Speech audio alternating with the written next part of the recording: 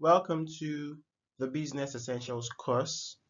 This particular session is designed to highlight why effective trading is important to building successful businesses.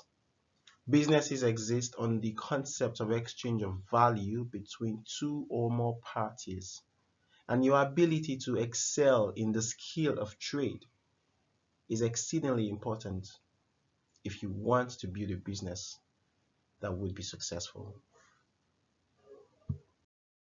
Welcome to the second part of this course. We'll be looking at forms of value.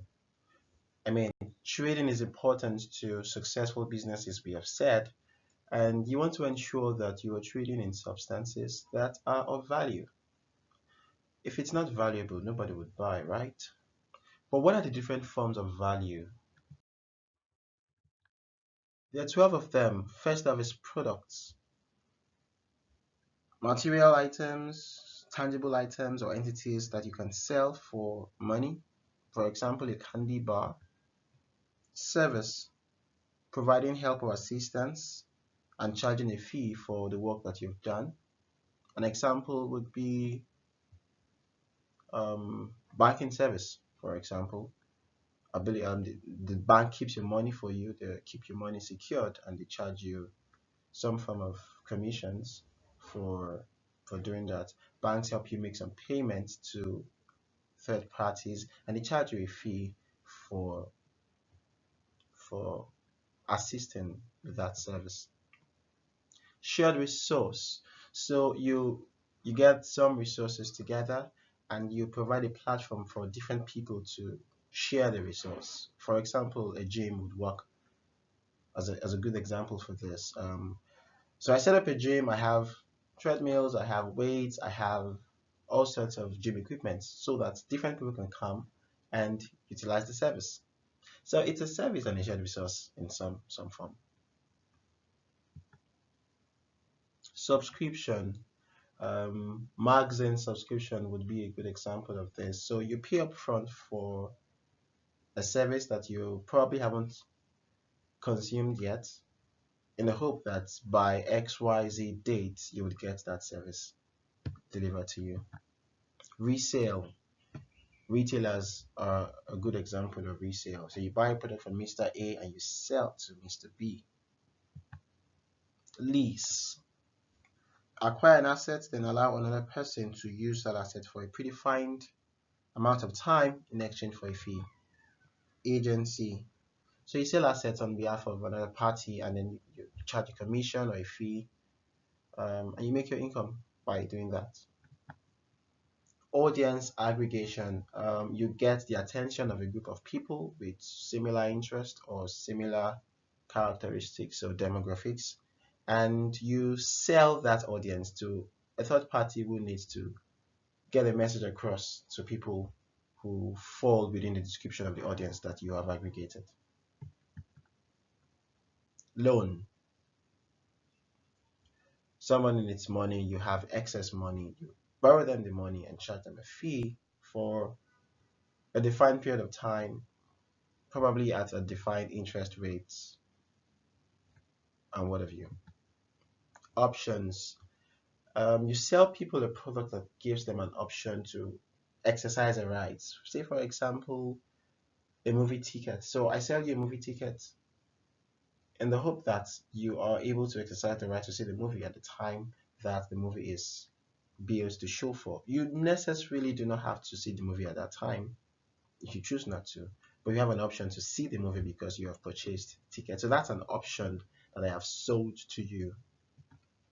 Insurance. So you take up risk on behalf of a third party or another party for a defined amount in premiums, and if that risk crystallizes, you bear the liability while the insured person smiles all the way home. Capital. You invest in another person's business by providing capital to them for some form of stake or equity in the business idea. Now, these are different forms of value. Every product or service is either, okay, product and service is already a form of value, but every offer That's a better way to put it.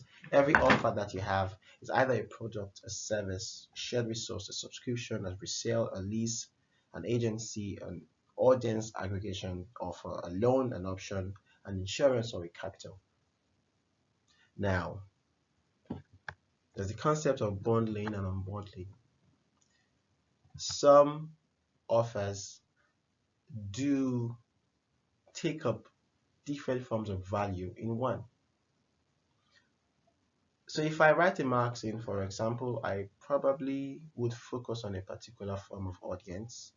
Say I write a fashion magazine, my magazine would be targeted at people who are interested in fashion. So I already have an aggregated audience of people who are interested in fashion.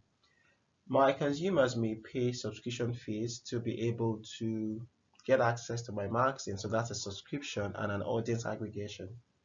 So I sell the magazine by subscription, and I am able to post ads in my magazine because other third parties who are interested in getting the message across to my audience find my magazine useful for that purpose. So you can think of several ways by which products can be bundled together. Mobile phones are also a very good example of product and service. So you buy a mobile phone, I beg your pardon, a physical product, and you also buy a service, internet service in the same product. So you buy a phone and data service, you buy a phone and call service. So that's bundling of two different forms of value into one offer. You also have unbundling. A good example of unbundling would be if I release an album today, a musical album, I have 12 tracks in it. That's one product. I can decide to give you an option to buy each track as a separate product if you are not interested in all 12 tracks on the album. So that's an example of an unbundling. So you want to think of your idea or product and see how you can probably bundle two different forms of value or more forms of value together to make your product or your offer more appealing. Um, or sometimes you want to unbundle your offer into different offers to make it more appealing to a particular set of consumers. Another important concept that ensures that your offer is consistently of value to the market is the iteration cycle. It's a repeatable process that ensures continuous improvement in the value of your offer. Iteration is broken down into 6 steps: watch, ideate, guess, reach, act, and measure. So you want to be observant at every point in time of the peculiarities of your offer. Watch what is happening. Are people buying your product? Are they not buying your product? Um, do prospective customers consider your product to be of value to them or not? What is working and what is not working? Then ideate. What could you improve? So if you analyzed your business idea in terms of the 5 parts of your business, or you evaluate your market, or you looked at the core human drives and tried to match those drives to the offer that you have, you probably would see one or two things that you could improve to make your idea more appealing to the end users. And there are probably several things you could change, which takes us to guess. Based on what you've learned so far, which of your ideas do you think will make the biggest impact? And then which you decide on which one you would change. When you've decided on what to change, what to tweak, or what to improve, then you have to do it. Act. And after implementing the change, you need to measure success. So compare where you're coming from to where you are today. Um, is there improvement in the appeal of your products and the feedback you get from consumers? Is there an improvement in revenues? Is there an improvement in visibility? Whatever it is you are using as a criteria for measurement.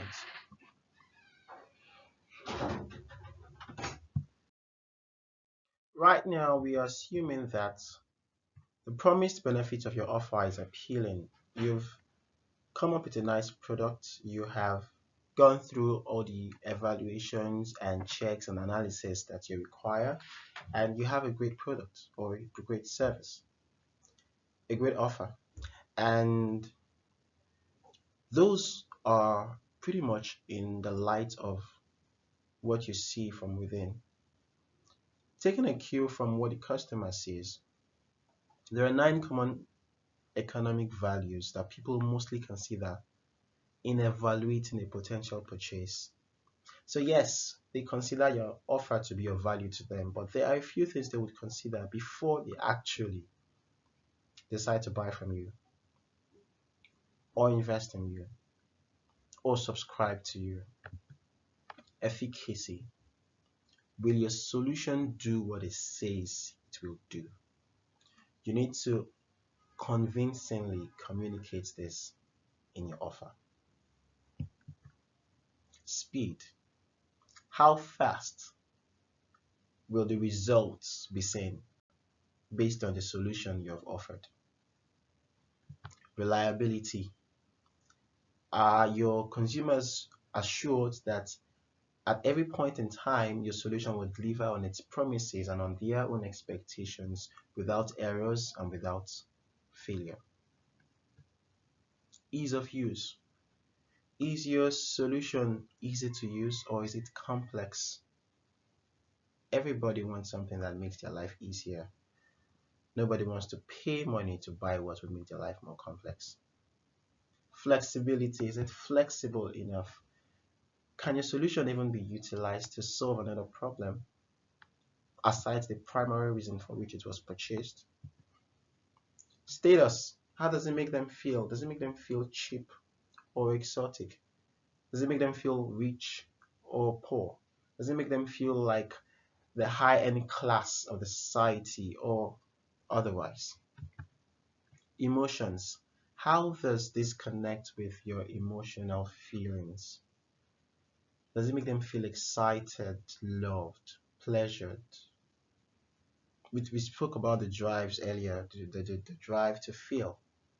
So how does your solution connect with this drive? Aesthetic appeal. So yeah, your solution is functional, but does it look good? Does it feel good? Um, some people wouldn't buy some cars because they just don't look good. They just don't look beautiful. I, for one, wouldn't buy anything that is just functional but not appealing to the eyes. And of course, cost. How much will it cost me to buy from you? These 9 common values are what people consider before they purchase any item, subscribe to any service, or invest in any idea. So you want to consistently communicate in your offer ways in which your product or service or idea meets those values that people would be considering before they pay you, such that you can increase the likelihood that you would make a sale, that you would stay in business. Class exercise, research and identify 5 business offerings where more than 2 forms of value are bundled into one product. I gave an example earlier of mobile phones and data service. So think of 5 other offerings where you have more than 2 forms of value bundled into one offer. State any advantages or disadvantages of each of those 5 offerings. I will share another video to watch. Please state your 5 key learnings after watching the video.